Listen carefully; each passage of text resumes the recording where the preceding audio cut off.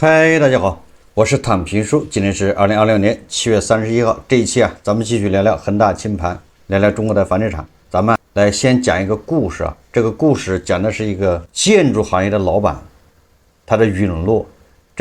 他所从事的行业也比较特殊，通常被认为是，对吧？涉黑或者是有一定的叫地头蛇的关系才能干的活。叫土方或者叫渣土，这么一个老板如何走上破产的？当然这只是个故事大家听一听。实际上它也反映了房地产低迷所带来的一系列的问题之一。什么叫凭运气赚来的钱，凭实力全部亏光？讲的就是这样一个故事。故事的主人公是30多岁的王总，在珠三角渣土50方相关工程行业打拼了20年。30多岁在这行业就干了20多年，那就是他10几岁就开始干了。外形俊朗，待人谦和，可就是这样品性不错的一个人，依旧没能躲过行业周期带来的重创。他的经历值得所有做生意的经营者警醒：盲目布局重资产，忽视这些什么注册资本背后的法律风险，导致他破产。这个王总他的家底是他的父母一点点打拼出来的。王总的父母早年来到珠三角，从事渣土清运，干的都是苦力活，就又苦又累呗，体力活。夫妻俩这份拿着健康换来的血汗积蓄，给王总铺好了起步的道路。王总初中毕业就来珠三角和父亲一起打拼，恰好赶上珠三角高速发展的黄金时期。当年房地产蓬勃发展，城市大规模拆迁扩建，各类基建项目遍地开花，渣土清运、土方工程需求旺盛，只要肯吃苦，有运输车辆，不愁没有业务。趁着行业红利，年轻的王总迅速站稳了脚跟。那些年，王总身上明显的散发出意气风发事业处于上升期人生像开了挂一样，开着大奔。在同龄人还在打工挣扎的时候，他已经收获了可观的财富。他立志以后要成为一个大老板，不会只是一个做沙石的小老板。问题就出在几年前这个王总他要成立一家公司，要建筑公司好去承接工程项目。那这个建筑公司注册资本多少呢？他就把写成2000万。我记得当时的公司法是叫认缴制。什么叫认缴制呢？你最早的时候是注册制，就是你这个注册资本是10万，那你就得把10万块钱的钱，或者是相当这个10万的这个资产放进去。如果是1000万，那就是1000万现金或者1000万的资产放进去。但是后来搞成认缴制我也不知道为什么。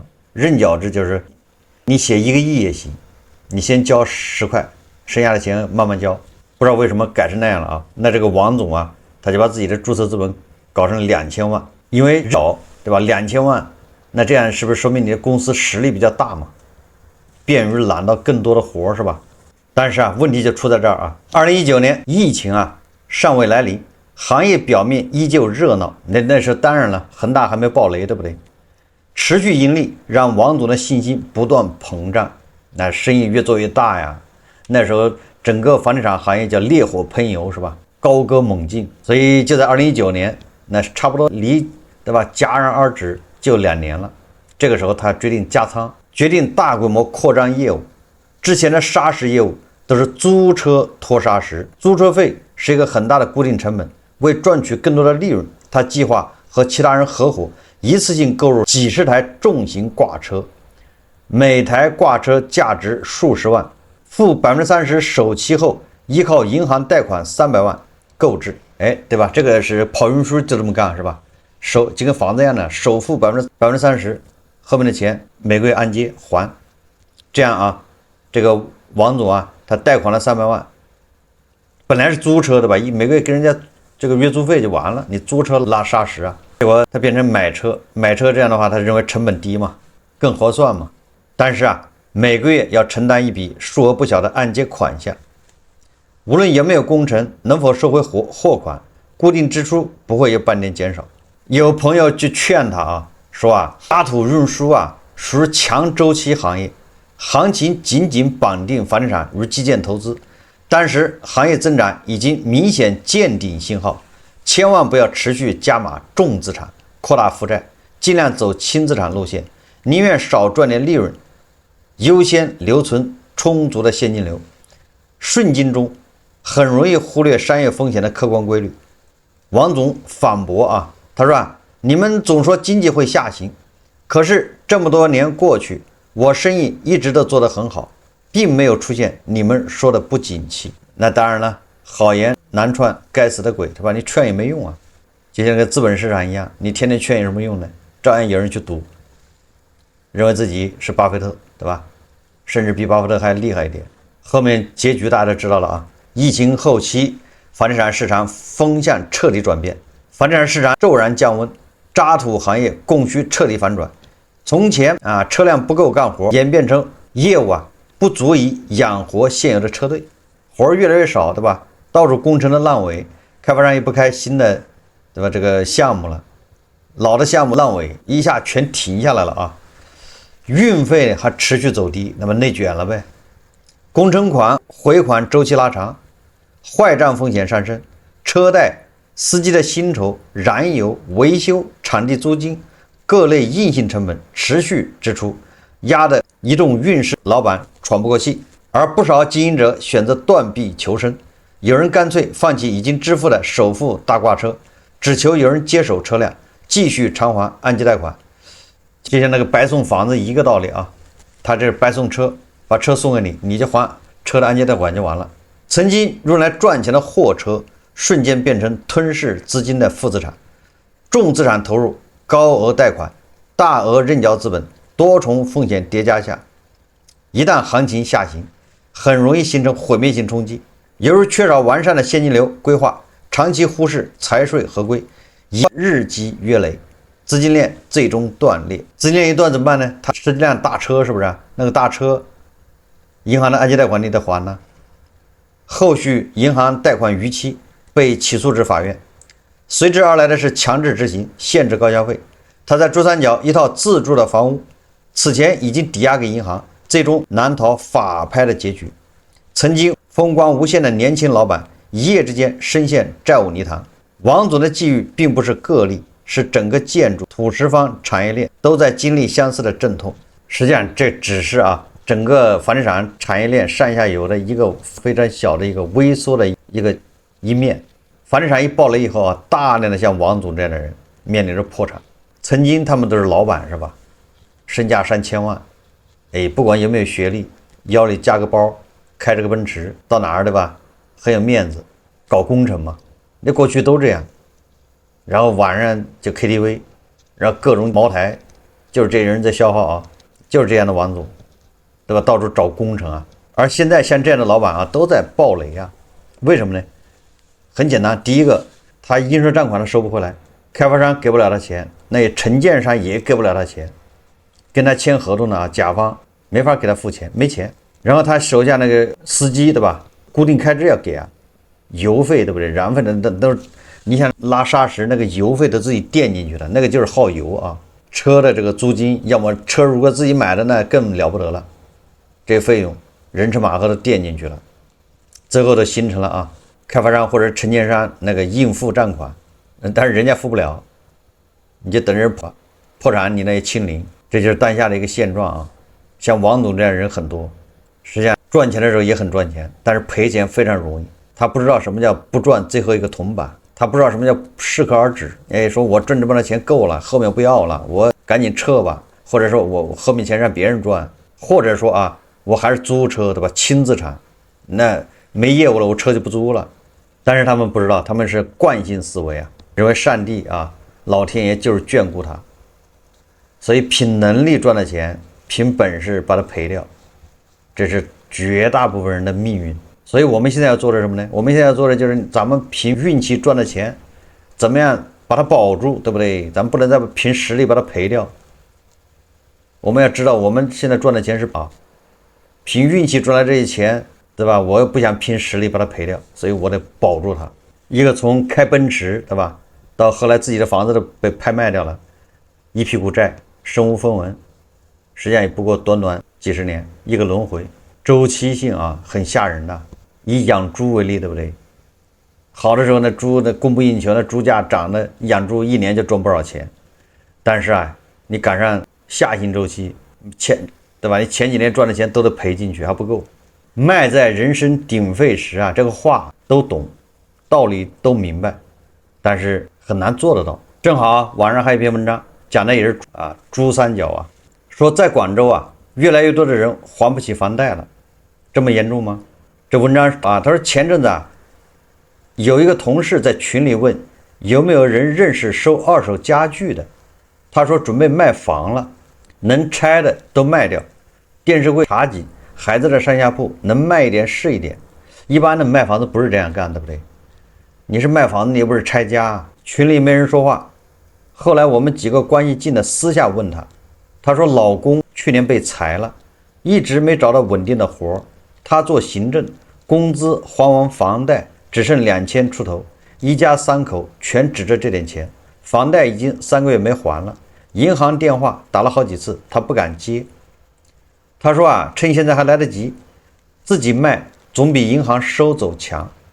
那个房子是2022年买的，番禺二手房，总价200多万。你说2022年啊，那也是命呐！大的暴雷了，你还买房，那没办法，对吧？这个谁也救不了他，谁也帮不了他。这我一直认为啊，你这恒大暴雷之前买的，你还情有可原，因为那个时候整个国家的都洋溢着是吧？房价永远涨，房价不会跌的这么一个气氛里面。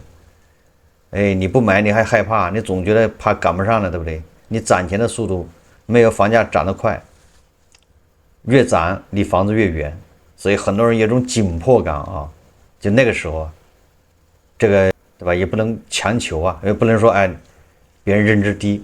但是啊，恒大作为第一大房企暴雷了，这个时候你吧后知后觉还在去买房，这个只能怪自己了，对吧？或者是被那些房吹、那中介那些人忽悠了啊，那没办法。所以他2022年买的，总价200多万，当时觉得价格已经跌过一轮，应该到底了，你不对吧？那才哪儿到哪儿呢，对不对？21年9月份暴雷的，22年就到底了，咬咬牙上了车，月供6000多，2个人上班，觉得怎么都撑得住。但房贷这东西啊，一个人突然没了收入，另一个人根本顶不上，哎，这个才知道，你看对吧？教人呐，一教就会是吧？人教人教不会。就像我这个节目对吧，5年来一直说楼市每天一期，现在好多了啊。刚开始的时候23年22年还好多人说你也不懂，对吧？房价还要涨，好多人来抬杠的。现在好了，现在抬杠的少了，没有了啊。因为都估计抬杠的都已经现在被房贷给深陷其中吧，也没空了啊，没心情，没那个精力抬杠。一个人没了收入，另一个人根本顶不上。他跟我说了一句话，以前觉得买房是上岸，现在才知道那是跳进了另一个海，一个坑里跳到另外一个坑。我后来跟一个做中介的朋友聊起这事，他说今年经手的房子有3-4成是业主供不动了，说的是广州啊。当然这是不是真的咱也不知道，就这么一听吧。如果你是广州的，那你身边打听打听是吧，看一看广州啊。他说这个中介经手的3-4成是业主供不动了才挂出来，不是换房，不是置换，就是还不起。他说啊，有个客户40多岁，一个人来签的，从头到尾不怎么说话，房子卖了，刚好抵掉贷款，那这裤衩子都赔掉了。为啥呢？你看首付没了，装修没了，利息白还了，对吧？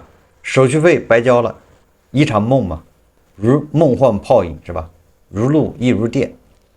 签完字，他在门口站了一会儿，说了句：“早知道租房也挺好的。”哎，现在知道租房晚了，对不对？不过咱们很多粉丝啊，网友，对吧？现在做好心理准备，就租房住，没什么不好的，对吧？有钱了再说买的事。我回来查了一下，广州现在二手房挂牌16万多套，这数字什么概念？就是比前2年多了好几万套，而且价格一直往下走。番禺、南沙那些地方跌得更多。我表姐的房子就在南沙，2021年底买的，现在同小区差不多的户型，挂牌价比他买的时候还低了40多万。他说他根本不敢算这笔账，一算就肉疼，只能硬撑着供。每个月工资一到，房贷先划走一大半。他说了一句话：以前怕买不起房，现在怕卖不掉房。当初买房的这些人，谁不是算过账的？有工作有家庭，觉得扛得住才上的车，但算不出房价会跌，算不出公司会裁人，也算不出一个人倒下之后另一个人能扛多久。我那同事已经把房子挂出去了，我问他什么心情，他说没什么心情，就觉得这几年白干了，首付攒了5年，装修又搭进去好几万，最后什么都没剩下。他说以后谁再劝我买房，我真的会笑。多么痛的领悟啊！当明白这一切的时候，10年的青春已经打了水漂。但是这些人还算好的，他毕竟还没有负债，就是卖掉的房子能覆盖银行的贷款。还有很多人房子卖掉了，银行贷款还没覆盖掉，还欠着银行钱，征信都好不了，从零开始都不行。你说说，那为什么现在房子就卖不动呢？当然我们一直说因为收入不行，对吧？大家对未来预期不好，工作不稳定，收入不稳定，但是你要买了房，你这30年，对吧？每个月到点就得还钱，这个像那催命符一样的啊，到点准时就发短信。要是你要准备出那么多钱来，准备人家扣一个月刮一刀，但是你的工资你的收入是极其不稳定的。你昨天还好好的呢，今天到公司老板突然来个通知说公司不行了，要黄，那你说咋办？对吧？也不是你不优秀啊，那只能一回家你再找工作就找不到了，找2月3月找不到，人心态就崩了啊，是吧？人压力越来越大，越来越萎靡，越来越自我怀疑。有很多人啊，其实我很理解啊，有很多人他找不到工作之后，他是被逼去炒股的，确实这样啊。有很多人不是他真想炒股，他是真的一点办法都没有，找工作找不到，合适工作找不到，送外卖他也觉得丢人。这时候手上如果有点钱，10个20个的，他觉得我炒股也可以啊，对吧？别人都能炒，都能赚钱，像牛市，假如我用心一点，对不对？我控制仓位，是吧？我这半仓操作，然后我现在看是吧，回调我再买，咱们长线投资，想的都挺美啊。我这一个月不多赚，我一个月赚2万，比上班不是强多了吗？凭我这样的985或者211，咱看财报，咱研究，对吧？那么多股票呢，难道每个都欺诈善事啊？那么多股票呢，对不对？每个业绩都不好吗？咱把它好的找出来不就行了吗？对吧？咱让坚定持有不就完了吗？你看这都是这么想的啊，他觉得哎呀，我这个不如试一试，找不到工作啊，然后又需要这种叫什么心理安慰，也需要这种叫社会认同。一个人找不到工作啊，他老是处于那种游离状态啊，他短期还行，时间长了之后，因为你架不住这个七大姑八大姨身边的朋友啊，对吧？其他人的异样的眼光，人家问呢，对吧？说你在干啥呢？你说我在家躺着呢，好像不是个事儿，对不对？还有这是孩子，对不对？孩子老学校问，你爸是干啥的？你妈是干啥的？职业写上。那孩子不知道的，孩子打电话问，爸你是干啥的？你什么职业啊？你这好，对吧？这肯定是啊。完了之后你写个无业游民、自由职业这种，对吧？这些东西你没有办法规避啊，最后只能导致你压力越来越大。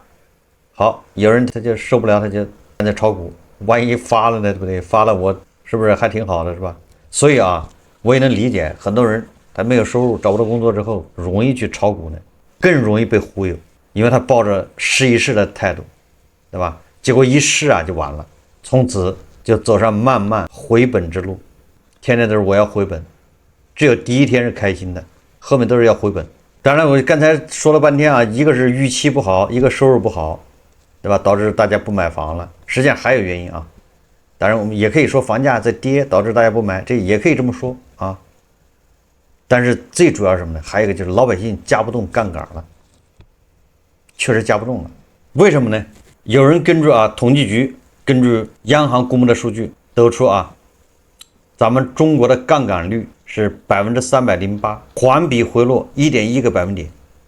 结束了此前连续17个季度的上升，而居民部门下降1.3%，非金融企业下降0.5个百分点，政府部门上升0.7个百分点。总量拐头，就总量在下跌，除了政府部门在上升，其他部门都在下降，也就是居民企业都在降杠杆，政府在加杠杆，政府反正发债。我们主要看居民部门的杠杆率说居民杠杆率连续5个季度下降，居民部门杠杆率在2024年1季度达到 62.3%， 阶段高点。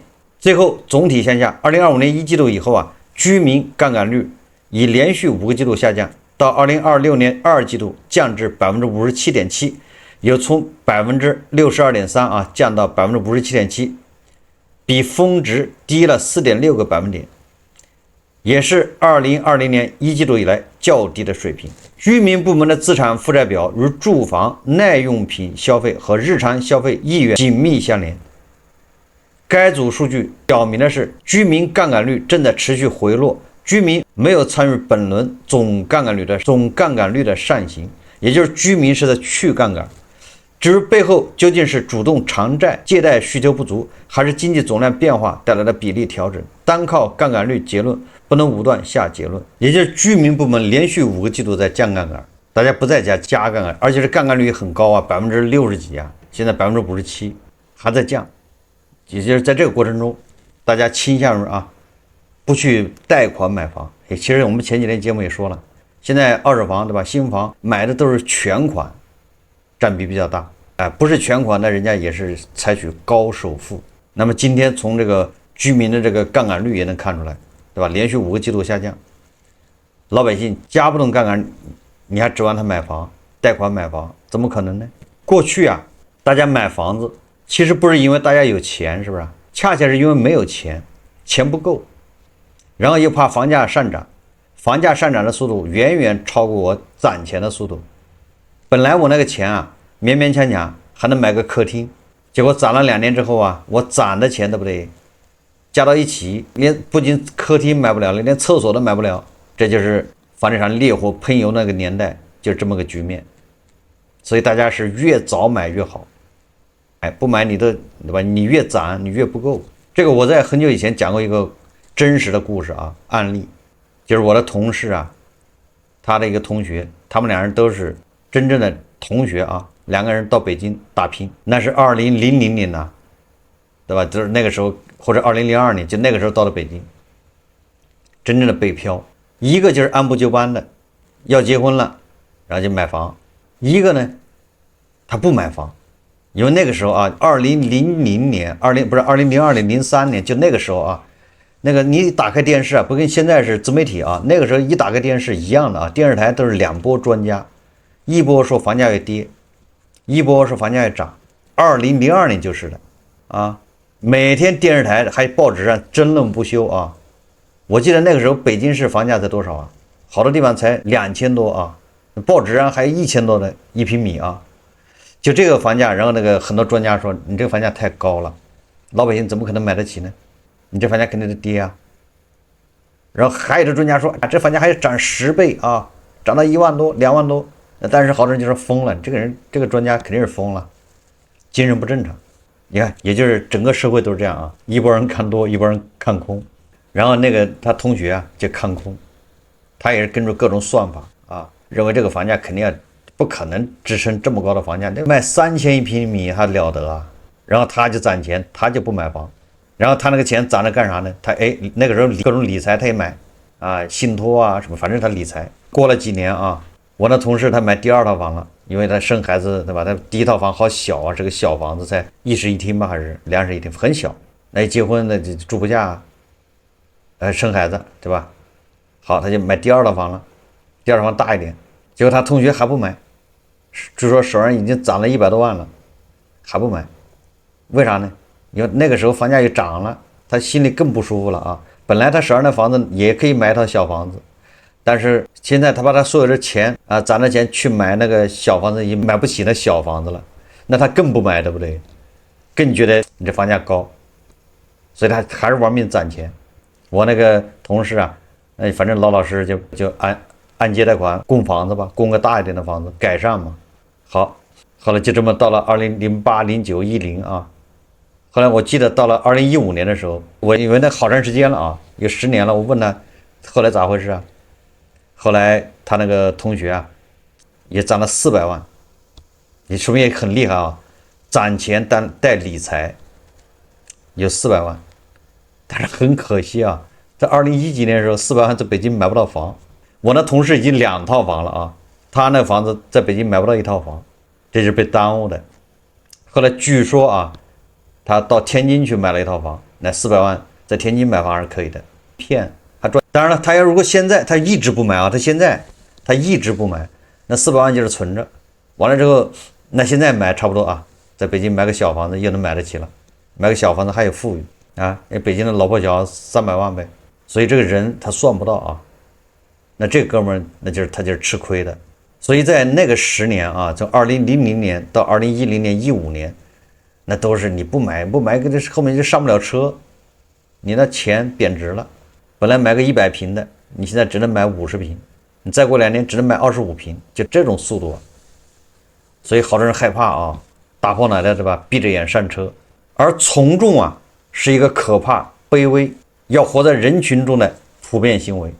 也就大家被别人一感染是吧？不买来不及了，赶紧一想也是，所以大家都很盲目啊，买房闭着眼。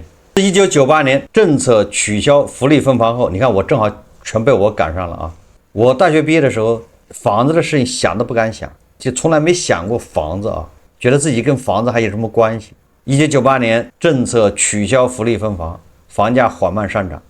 后来出现了一个温州民间资本组成的跨区域房产投资群体，3年间将温州房价从2000元涨至7000元。2004年，温州炒房团大规模进入上海楼市，组团扫楼，转手加价挂到中介。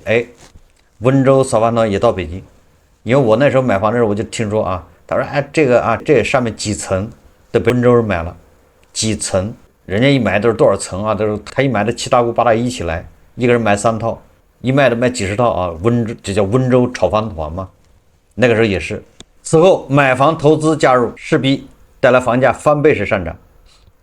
2008年全球金融危机引起房价短暂下跌，之后应对危机的经济刺激计划，银行大量放贷，开发商拿地更容易，买房首付降低。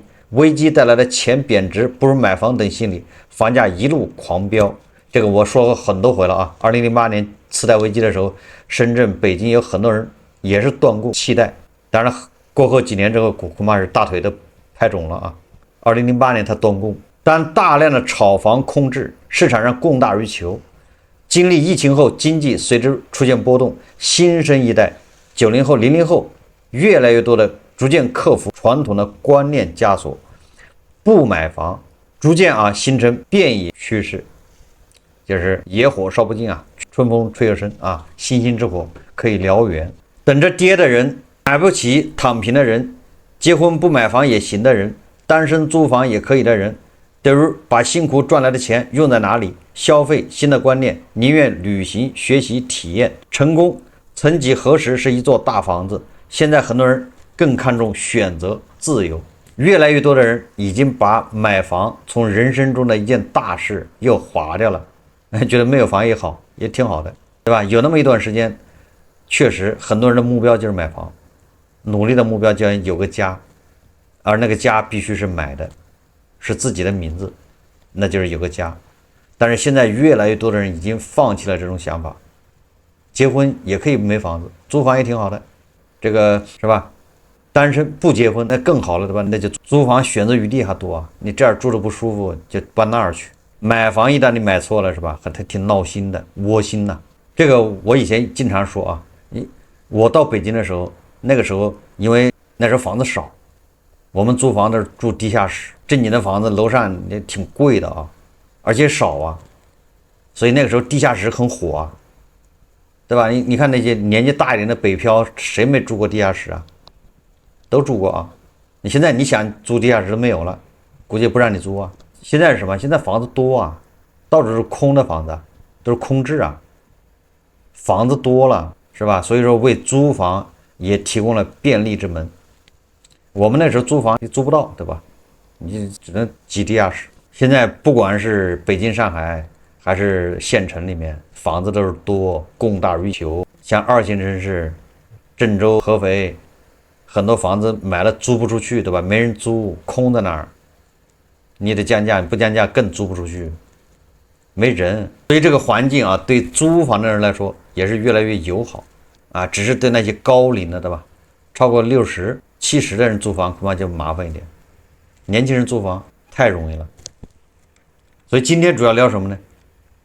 对吧？聊现在我们啊，居民加杠杆是加不上去了，大家都在降杠杆，然后大家的观念也在变，对吧？过去房子是必须，我记得我们那个时候10几年前啊，有个说法，说房价涨是因为丈母娘让中国的房价涨了，为什么呢？